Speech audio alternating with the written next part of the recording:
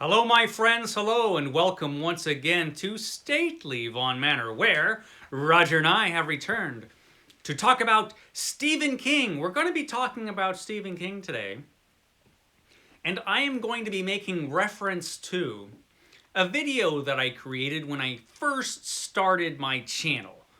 So it was way back in the day. When did I make this video? Okay, this video was called. What was it called?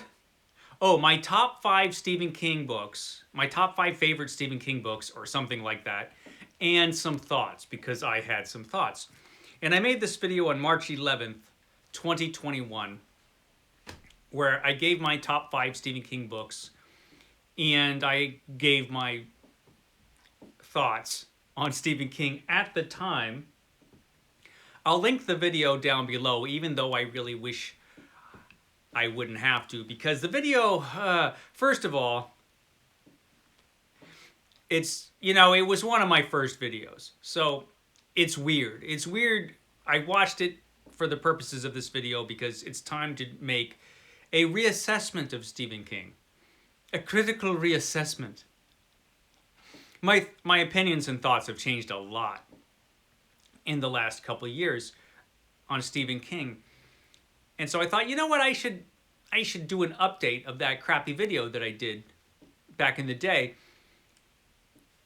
And there's a lot about the video I don't like. First of all, it's painful to watch myself when I first started because it was very strange. First of all, why was I talking like that? I was speaking as if an alien had taken over my body and it hadn't quite figured out how to be human yet. It's weird because I don't recognize myself like at all when I watch that video. It's just like, who is this guy? But this guy had opinions on Stephen King, some of which I share and some I don't. So let's talk about it. Let's talk about that crappy video. Also, I looked strange because I was very sick. I was actually very ill when I made my first few videos. So I look a lot like somebody else in the room. Sorry, Roger, that was unfair. I don't mean to insult you. I wasn't looking my best. Nothing about that video was good, but the fella in that video, the young me, had a lot of opinions. And when I refer to myself from now on in that video, I will just refer to myself as Professor Asshat. I wasn't wearing a hat, but if I was wearing a hat, it would be an ass one. So Professor Asshat, who just knew it all. So Professor Asshat was giving his opinions about Stephen King books that Professor Asshat had read mostly in the 1980s and the early 90s. And when I started my channel, pretty close to when I first started my channel, I started to read Stephen King in the order that Stephen King books were published. I haven't been doing this very quickly. There was like 6 months when I didn't read a Stephen King book at all. But basically over time, slowly, I've been rereading or reading for the first time Stephen King books in the order that they were originally published. But when I had made this video, Professor Asshat, when he had made this video that I'm referring to, most of what he was saying, most of that information was based on Professor Asshat's feelings about books that he had read when he was 17, 18, or 19 years old. And let me tell you, 17 or 18 or 19-year-old me is not a person you want to listen to when it comes to books. Probably not. But Professor Asshat thought so. So he had his own top 5 Stephen King books. And it is different from mine. There are a couple things that are the same and a couple things that are different. I'm going to give you my current top 5 Stephen King books. And this is heavily subject to change. In a couple years, I'll do this again after I've read a bunch more Stephen King books. So number 5, and I'm just going to flash them up here because I didn't feel like digging out the books. This is a power Professor Asshat didn't have, by the way, making the books flash up like magic. Number 5 on my top 5 favorite Stephen King books is Kujo. Kujo. Kujo, man. It's about a big dog who has rabies and a bunch of other stuff. So, if you watched Professor Asshat's video, this might surprise you because I had very uncomplimentary things to say about Kujo from my memories of when I first read it when I was 15. Now, when I first read this book, I was a teenager and I was annoyed by what I considered a bunch of extraneous stuff. Stuff that had nothing to do with the main plot as I understood it at the time, which is about a big dog who gets rabies and kills people. To 15-year-old Mike, that's all there was to this book. But rereading it as an adult, I saw a lot in it that I somehow missed when I was a teenager, because it's all about it's all about the stresses and the fears and the dread that comes with being an adult, right? And that's what a lot of Kujo is about. And it's also about a big dog with rabies, but these two things tie together. And it's true, Stephen King was stoned out of his mind when he wrote this book, and certainly there are parts of it where you can tell that, but, so what? I have found myself to be less critical of Stephen King than Professor Asshat was, because I've spent a couple years, reading his books and enjoying most of them. I've really enjoyed most of the books I've read from Stephen King. And the things that used to annoy me, or annoyed Professor Asshat, I don't mind, like those digressions I complained about before. Some of those are the best parts of the book, of the books that he writes, So that's some good stuff. And yeah, he meanders all over the place, and sometimes he doesn't know how to end a book. This is true. But I'm more forgiving now than grumpy Professor Asshat. So Kujo, number 5. Number 5, Kujo. I really enjoyed that book. Number 4, The Shining. Yes, The Shining is still on the list because The Shining actually is a really good book. It's not perfect, as Professor Asshat mentioned. It's not a perfect book. But there's so much about it that is good. And so much about The Shining works and is actually scary. There are scary moments in The Shining. And so there are a couple things here and there, there's a couple things at the end that just didn't fly, but so what? So what? I really enjoyed The Shining. So it's at number 4. Number 3 is Salem's Lot. Again, a book that made the list the first time. Professor Asshat was, gave this book a lot of praise. And I will too. I think it's a really excellent vampire novel. I don't think it's the best vampire novel ever written. And although, did Professor Asshat say it was? Who knows with that guy? I think was he on cocaine?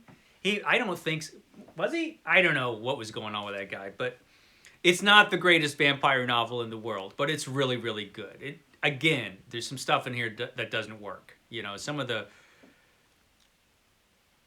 overtly religious stuff, which I think he was carrying over from Dracula, because there was a lot of that in Dracula, and this was kind of his version of Dracula. A lot of that stuff just doesn't work and seems, frankly, kind of silly, but so what? There's so much that's great in that book, and a lot of things that he's really good at, like creating these characters and a whole community and all of that stuff. And some of those vampire scenes were dynamite. So, Salem's Lot. That's at number 3. Number 2, Different Seasons. Different Seasons. This was an excellent book of 4 different novellas. Every one of them is good. Probably my favorite is... which one is my favorite? That's a tough one. The Body was really good. But Rita Hayworth and The Shawshank Redemption was probably better. That was probably the best one in the book. But they're all really good. I think all of Stephen King's strengths really come through in different seasons. Every one of those stories in that book was excellent. And you don't hear much about the last story, but that one was really good too. They were all good. And this one was not on my list the first time, but it's on this time. Number one is the same, Pet Sematary. Pet Sematary is number one. And again, Professor Asshat really liked this one. I think he said that this was possibly the greatest horror novel ever written. This is, that's what the professor said. So, this is a great horror novel. I agree with most of what Professor Asshat said about this book. It's excellent. Everything that Stephen King does right, he did right in this book. It's scary. It's genuinely scary. Not everybody thinks so, but I thought it was. You have this sense of impending doom and dread, and unlike a lot of Stephen King books, not all of them, but unlike a lot of Stephen King books, the ending in this was really, really good. Sometimes I think the whole Stephen King ending thing might be a little... I think that might be a little overblown. I don't think he always ends his books badly. And this is a case in point. This ended pretty well, I think. Now, in my original top 5, I remember that The Stand was in there, which surprises me now, after reading The Stand. Because The Stand was such a mess. It's such a mess of a book, and the plot is ridiculous. I know a lot of people love The Stand, and a lot of people think The Stand is their favorite Stephen King book, and that's fine, because there was a lot of good stuff in The Stand. Although, there's a lot of... I did a whole half-hour video about my thoughts on The Stand, and I don't think they've changed, really. Some great characters in that book, some terrible characters. The plot was basically, hey, all the good guys go to one place, and all the bad guys go to another place. And then there's going to be this confrontation that doesn't really happen at all. But a lot of good stuff there was a lot of good stuff in that book too. It's just, it's so gigantic. It was able to fit all of this good and bad stuff all in one book. And the villain, Flag, was lame in The Villain. He was a lot better in The Gunslinger. So, yeah, The Stand, I don't know why I had that. I know why, because I hadn't read the book since I was 17 or something. That's why it was in there. The one thing I kind of regret in my rereading of The Stand is that at the time, I thought, I'm not going to... There are two versions of The Stand. There was the original 70s version and there was the 90s version. And I was like, I'm not going to read this book twice. So I'm just going to read the expanded version. I think that was a mistake, looking back. I kind of wish that I had read the original version, and then when I get to the 90s, I would read The Stand again. I think I would read that book again, because the good stuff was really good. And I do want to know what the differences are. So I'm toying with the idea, or I would toy with the idea of, when it gets to that 90s version of The Stand, which I already read, I'll just read the 70s version of The Stand, and then I'll be able to compare the two and see if the 70s one really does work better than the 90s one. But I don't own the 70s one, so I can't do that, because I'm on this 500 book challenge, and I can't buy the original version of The Stand, so I will just be able to read that one version. Oh well. And I had a lot of crappy things to say about it as well. And from what I remember, I stand by at most of it. At least one thing I stand by, which was, the notorious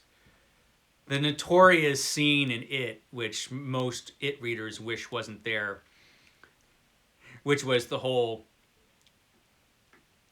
little kids doing things little kids shouldn't be doing at the end of that book. I don't know what was going on in Stephen King's brain. I think he probably was stoned out of his mind when he came up with that part of It. But as for the rest of the novel It, I hesitate to have any opinion on it, unlike Professor Asshat, because I read it so long ago that, you know, when I read it now again, when I get to it, I will probably have a completely different opinion about it. So I'm just gonna. This is the way it's been with most of the books that I had read before, and I read them again. Once I've read them again, my opinion changes, just like it did with Kujo, or maybe it'll stay the same, like it did with, you know, Pet Sematary. I might even like that book more now, but you know, I'm going to wait to judge it until I read it as an adult. I think that's fair, and I think my feelings on Stephen King at this point is I like him a lot more than Professor Asshat did. I'm more forgiving of his failings, to be sure, which I think a lot of Stephen King fans are. I think we're appreciative. We appreciate enough what he does give us and what is good that we can just kind of look past some of the bad stuff or some of the problematical stuff and some of the stuff that doesn't really work. And that's kind of how I'm feeling about him. Now, once I get to, you know, the 2000s and some of the periods that I hear Stephen King isn't so good, because a lot of those books I've never read. And some of that later King, a lot of that I haven't read, and I still haven't read the rest of the Gunslinger series. I've heard all those books are really, really good. Although I've heard mixed opinions about the ending. Is there a car alarm going off? What's going on here at Stately Vaughan Manor? Anyway, I'm feeling much more positive at this present time about Stephen King. I've actually I've really enjoyed reading or rereading his books the last couple years. And so, yeah, I will continue to reread or read his books for the first time. And in a year or two, when I do this video again and do another reassessment and another top 5, it'll all be different, probably. Okay, guys, I'll shut up now. I will catch you next time.